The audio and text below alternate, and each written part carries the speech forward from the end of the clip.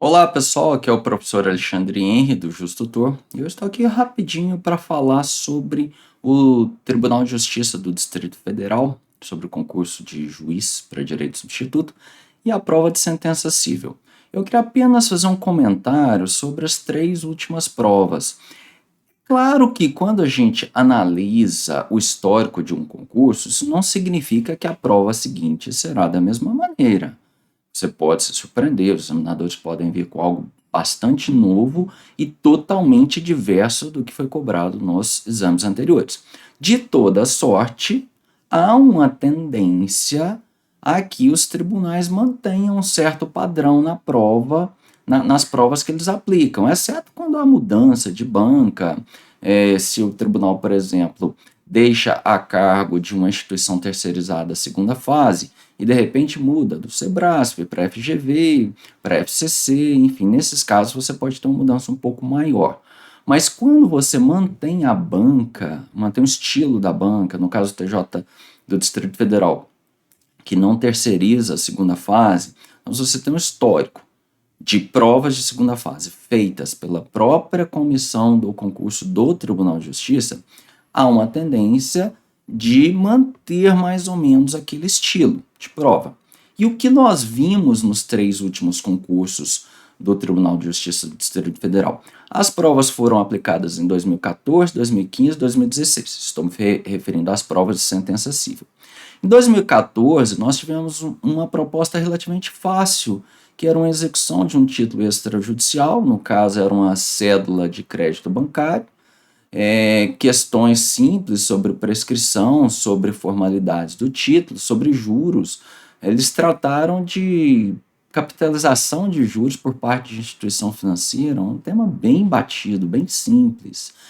E em 2015 nós tivemos outro caso muito comum no Poder Judiciário, que é aquela questão do atraso na entrega do imóvel. Então era uma ação de cobrança, cobrando multa contratual, lucros cessantes, cobrando taxas condominiais e, obviamente, danos morais. Quem não sabe fazer uma parte de danos morais numa sentença civil precisa estudar, porque isso é muito rotineiro. Então, nós tivemos essa sentença em 2015, também considero muito fácil, e em 2016, outra proposta também que eu considero fácil, que era uma ação de cobrança com indenização, num caso envolvendo plano de saúde, em que o plano de saúde, se não me falha a memória, não custeou um tratamento, e vem a cliente desse plano de saúde e fala, olha, vocês têm que me pagar o valor que eu gastei, e também tem que pagar a indenização por danos morais. Então, essas foram as três últimas propostas. Considero, repito, simples.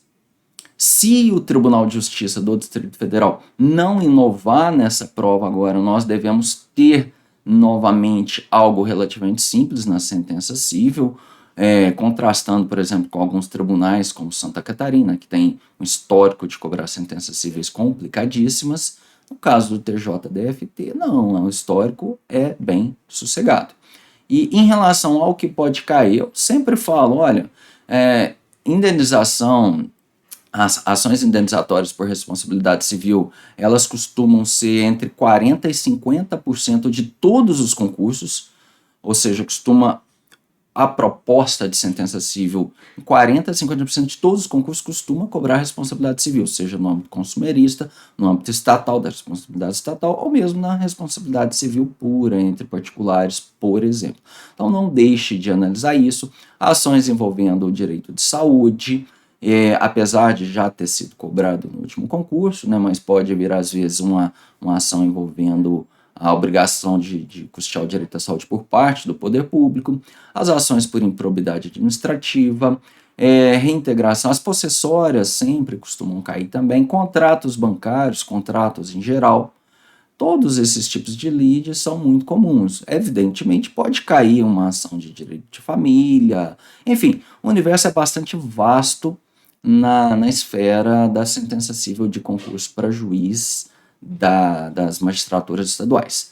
De toda sorte, você pode se preparar analisando o histórico do concurso e cuidando desses temas que mais se repetem, certinho? Então, um abraço do professor Alexandre Henry. Nós estamos com nossa preparação para o Tribunal de Justiça do Distrito Federal com inscrições ainda abertas, e eu devo liberar ainda hoje, segunda-feira, dia 13 de fevereiro, né, nossa primeira proposta de sentença civil. Então é isso, um abraço do professor Alexandre Henry e até o próximo vídeo.